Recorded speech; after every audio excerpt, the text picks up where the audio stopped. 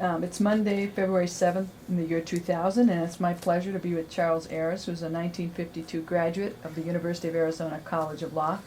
For the University of Arizona James E. Rogers College of Law, I'm Toni Massaro. Okay, Charles, how did you decide to go to law school?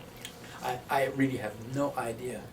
People have asked me that. I didn't know any lawyers. There are no lawyers in my family.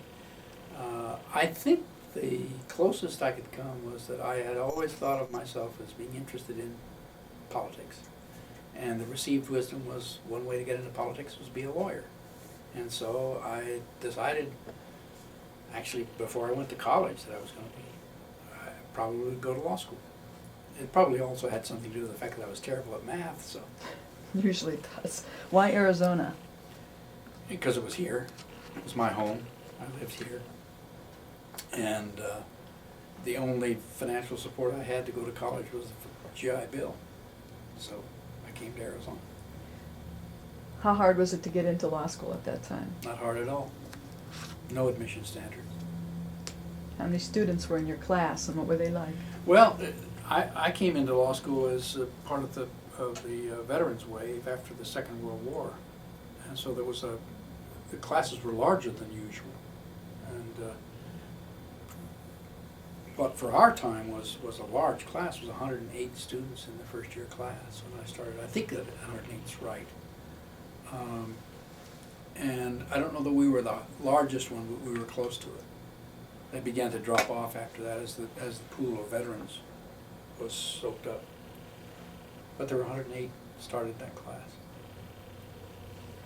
Who were some of your classmates whom you remember? Well, Harry Ackerman was one of my classmates, a good friend of mine. He later became county attorney here. He was a state senator and then county attorney, and he was my law partner. Ernest Hyman was, Ernie actually wound up first in the class. And he's now dead. He contracted cancer several years ago, back when I was in the dean's office, I think. Walter Chaifetz, who was a partner in Lewis and Roca. Jack Killingsworth, who was in a large law firm in Phoenix.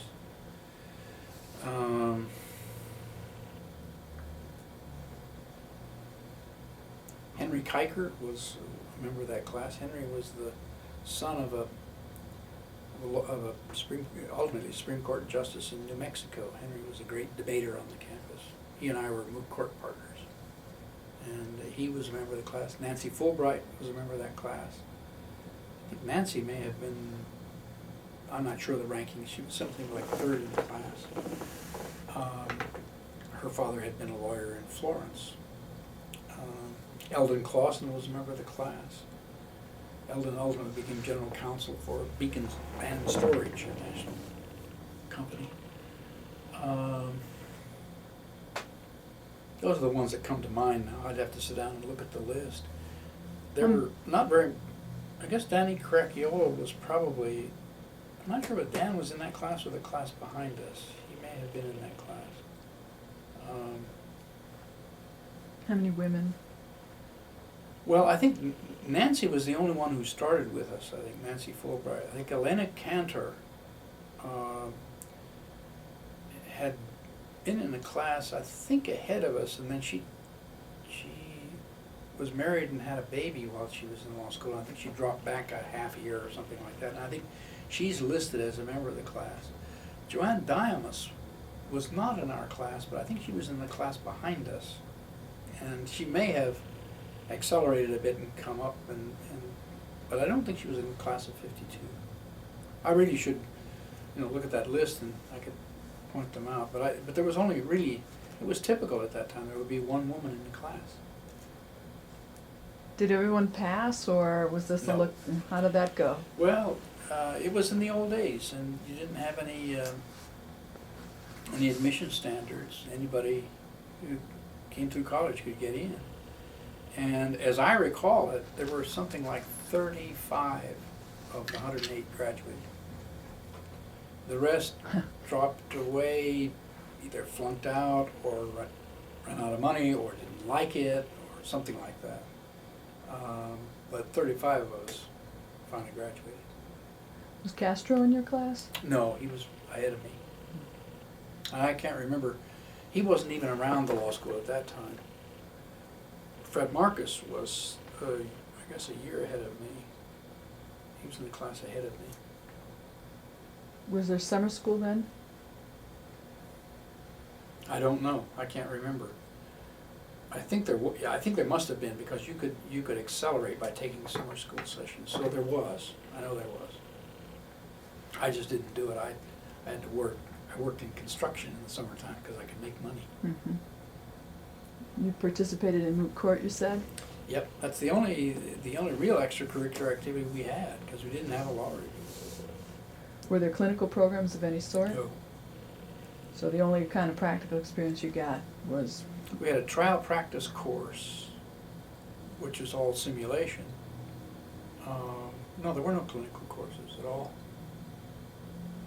Were there any faculty-student activities? Almost none.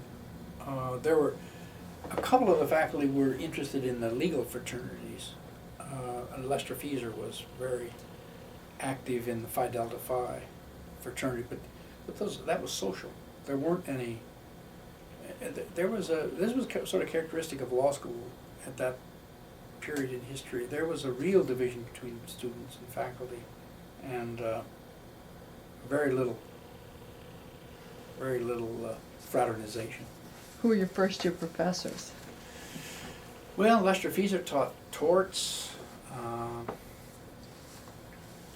John Lyons taught contracts. Chester Smith taught property. I can't remember much. We didn't have procedure in the first year at that time. Did you have count law? No, not in the first year. I don't think we did. Pretty sure we didn't. We did have something called common law pleading, which is, it was a nightmare. Floyd Thomas taught that. I mean, that's a course that I knew absolutely nothing about when I got through with the course. And I took the exam and I thought to myself, now, I've never done it before, but I just failed an exam. And I wound up getting one of the higher grades in the class, which persuaded me that neither I nor the teacher knew anything about common law pleading. It was just awful.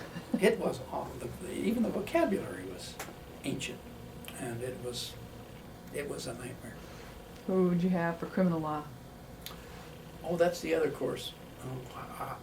There's a very good reason why I should forget that. That was my worst grade in law school. It was from Spate Barnes in criminal law.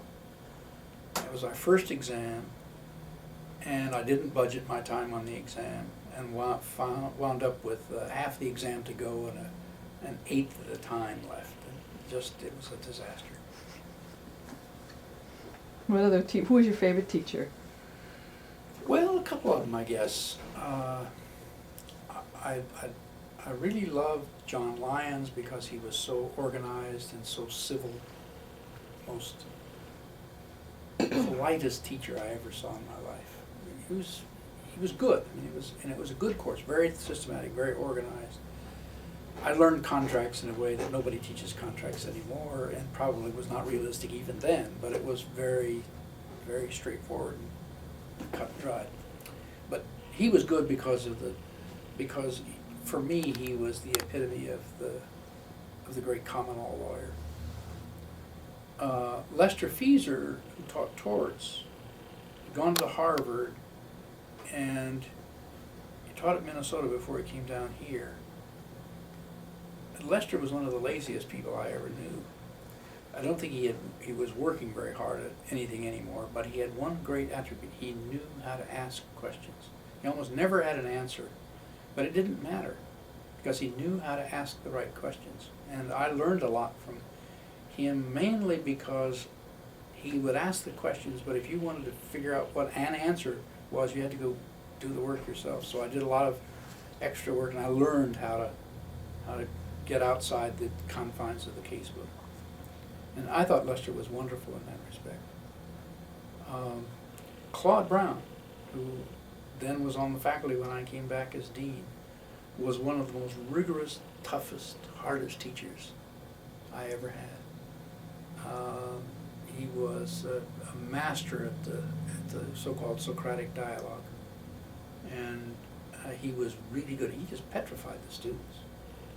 I liked it, but we had a sort of contest of wills. He started in, he asked me a question, and I answered it, and we went on. I answered it. It kept on for 3 or 4 class sessions. And finally he asked me a question, and I finally had to say, "I'm sorry, Mr. Brown, I don't know." And that was the end. I mean, he didn't come back to me anymore. We had lots of talks, and he was great at going into stuff and tearing stuff apart, but he didn't grill me anymore. Once he had made it clear that he was better than I was, that's fine. I think it's funny, somebody taught Tort's last name was Fieser.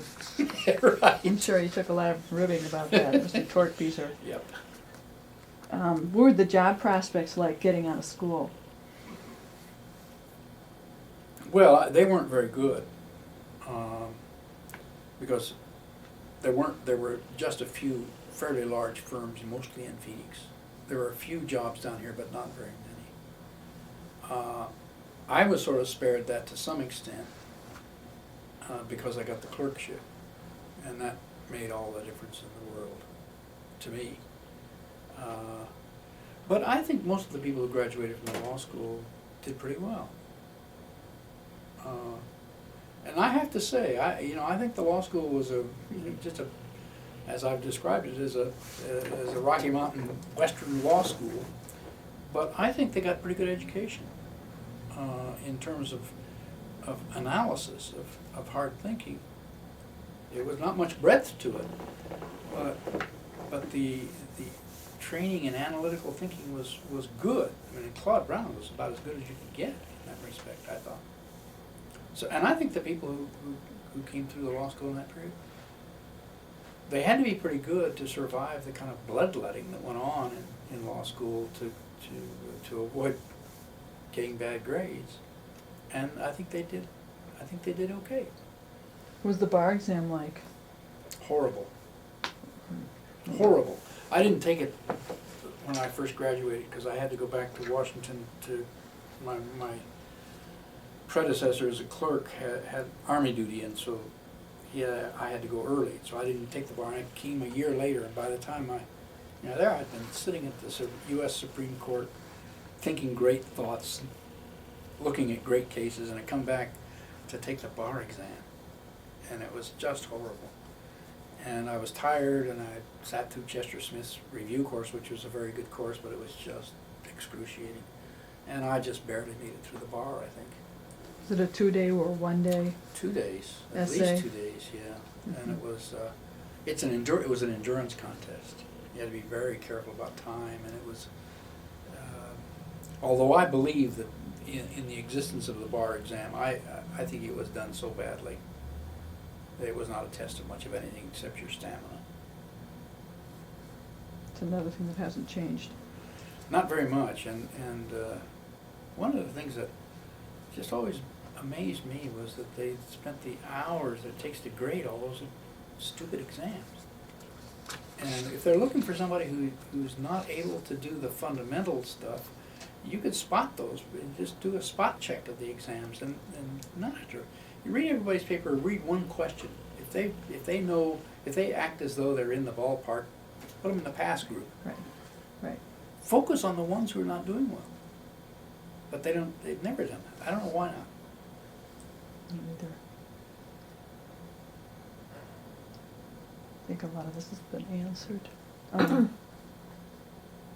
How did a person become a law professor at that time?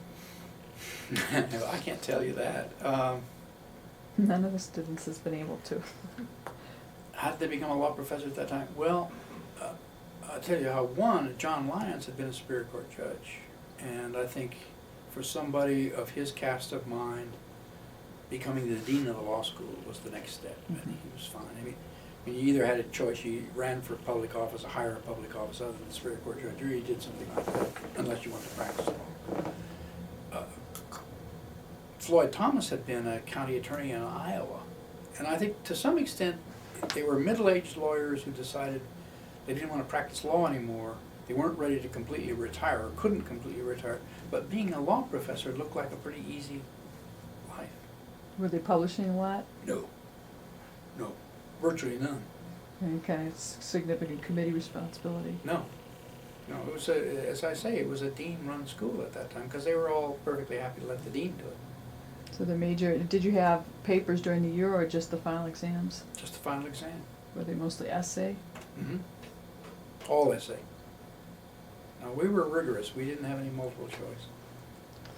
Your classes were in the Douglas building, what was that like? Well, until we came into this building, compared to the building that I became dean in, the little Douglas building had character. The only grace notes in the what do they call it now? The Franklin Building. Franklin building? The only grace notes in that are the doors that came out of the Douglas building when we were there. I mean, we had 2 classrooms, sort of half underground, on the ground floor. And a big flight of stairs up to a landing, and the library was on the right, and the dean's office and the faculty offices were on the left. And this was, they had a great new addition after I left the law school, after I graduated. They built a library wing on the back, which was a kind of a modern sort of thing. It was a terrible classroom. We had one courtroom. That's where the benches came from. Mhm. We had one courtroom. But that's the way law schools were at that time. And it was, you know, it was really nothing, but it was kind of a graceful place. And people probably will have told you of the penny pitching contests out on the front walk. Yeah, that's what we did between classes. And, faculty offices were little cubby holes up on the eaves. Can't imagine I guess they spent a lot of time up there, but it was an awful little place. I spent a lot of time in that building because John Lyons, he was wonderful. I got married at the end of the first semester, and so he saw to it that I got a job as a student librarian. Val Cordova was a student librarian before me, and Bill Birmingham the year before me, and then I was a student librarian. And we didn't have anything to do. Nobody was checking anything out. We sat at a desk and studied. It was wonderful for me because I studied all the time. But I had to be at the library. And we would close up the library at night when it closed, which was, I've forgotten when it was. Maybe it had been 11 or 12, something like that. It was a great sinecure for me. Weren't you supposed to not be working while you were a law student then? Oh, yeah. Yeah. Yeah, they had a rule that you had to sign an oath that you wouldn't work. Violated right and left. I met a guy at the Rotary Club who said he had to work full-time when he was in law school. He graduated in the 60s. Is This that right? guy, yeah, he knows you. I think his name is Barker, but I'm not sure. Emery Barker? Yeah. I shouldn't say this on. Emery didn't work full time, I don't think. Oh. He said he couldn't admit that he was working that hard. Well, Emery went to school between the time I graduated and the time I came back to the law school, so he was never a student of mine, so maybe he did. Right. Well, this guy said he was in your first class teaching equitable Remedies? implied contracts. Oh, in the summer, Yeah. Yeah. So, maybe he did, mm-hmm. yeah. Quasi-contracts. Quasi-contract. Right. Yeah. Yeah. So that was a whole course. He said, yes, it was. Nice guy. Right. What's the interesting thing that happened at law school when you were a student? When we went to the National Moot Court competition. Mm-hmm. And? Well, we won it. That's what made it really interesting. It was interesting beyond that, but we went to Boulder for the regionals and won there, and then we went to the finals in New York City and argued in the Bar Association, the House of the Bar Association of the City of New York. I just saw a picture of that the other day. It still looks the same. Wonderful courtroom. Mm-hmm. Harold Burton was the Burton? member of the U.S. Supreme Court that presided at the finals. Oh, really? Yeah. Wow. He'd been a senator from Ohio, Uh-huh. was appointed by Truman, one of the Truman appointees. Cronies, wonderful man, not a giant intellect, but a hard worker. But he wouldn't go down in history as one of the great members of the court. The other one that I remembered on that court was Eddie Weinfeld, who was a federal district judge in New York. Judge Weinfeld, legendary district judge in New York. I mean, on a par with the Hands and that sort of thing. Really good. Good guy. What was going on outside of the law school when you were a student in the world? If you were the dean during the Vietnam War, when you were a student, what was happening? Well, the Korean War happened when I was there.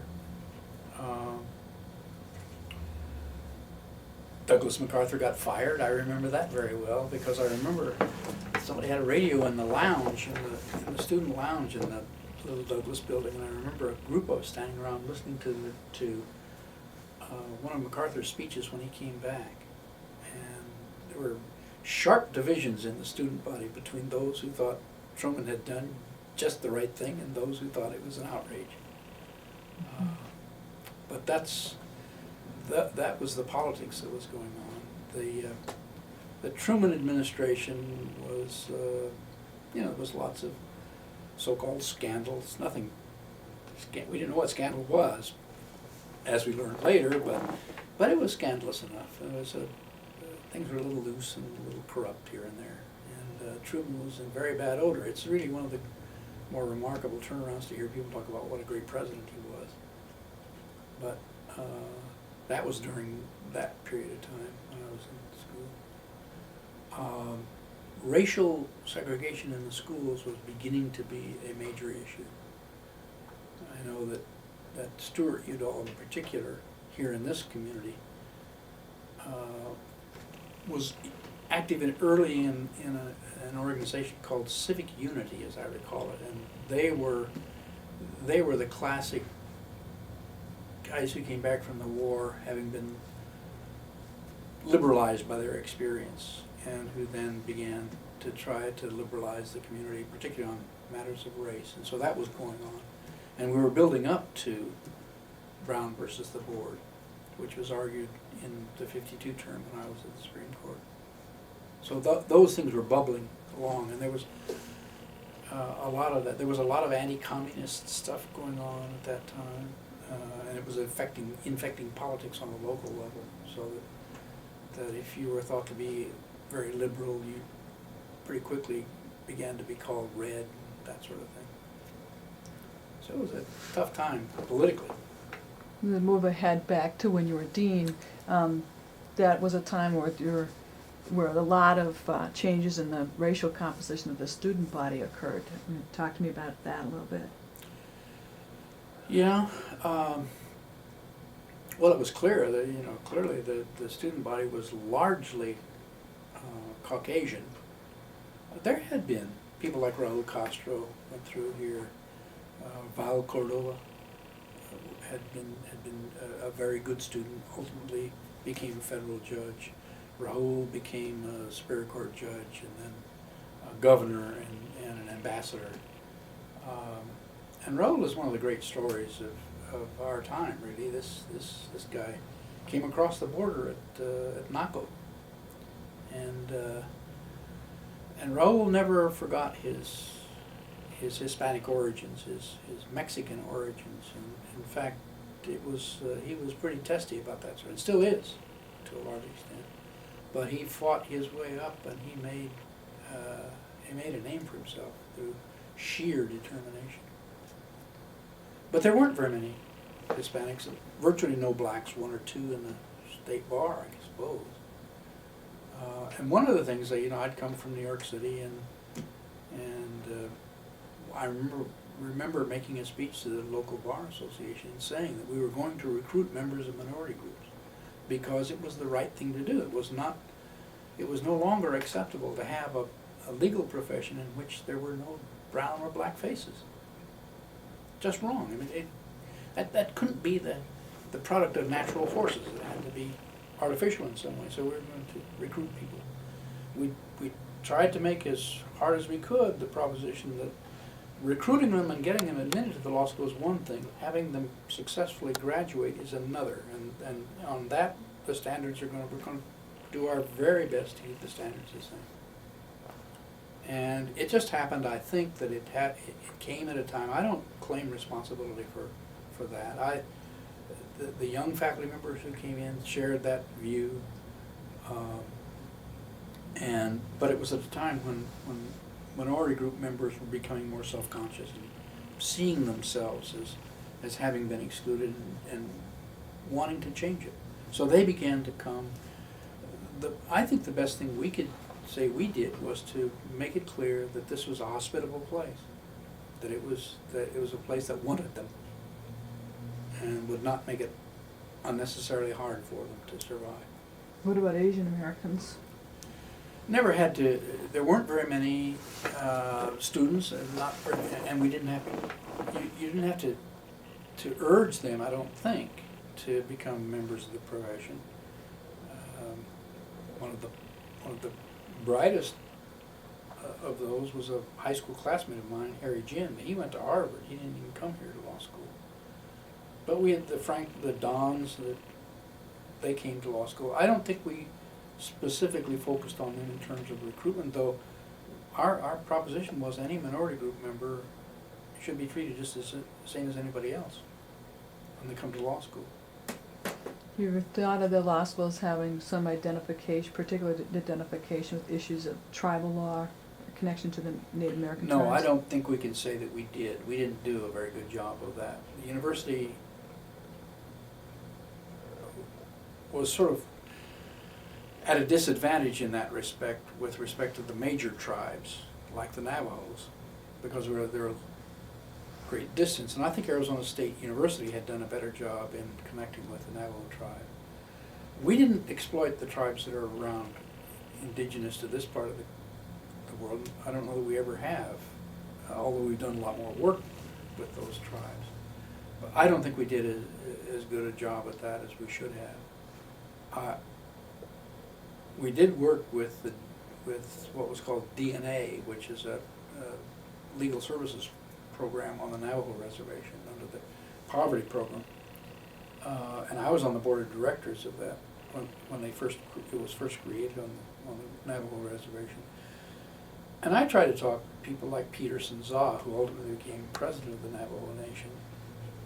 I tried to talk him into coming to law school, but he had a family, he had obligations, and he had too good a political future to do that, so he never went to law school. And we didn't. I don't think we were successful in recruiting very many people from the Navajo reservation because of our contacts up there. Bill Boyd worked with them a lot, and a number of the young faculty went up with us when we would have meetings up there, but we didn't exploit it the way we should have. Okay, last question. If you were going to send a message to future law students, what would it be? Send a message to future law students?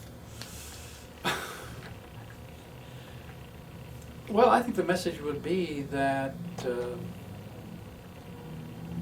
that you can have a very interesting life of the mind and of your emotions in the legal profession.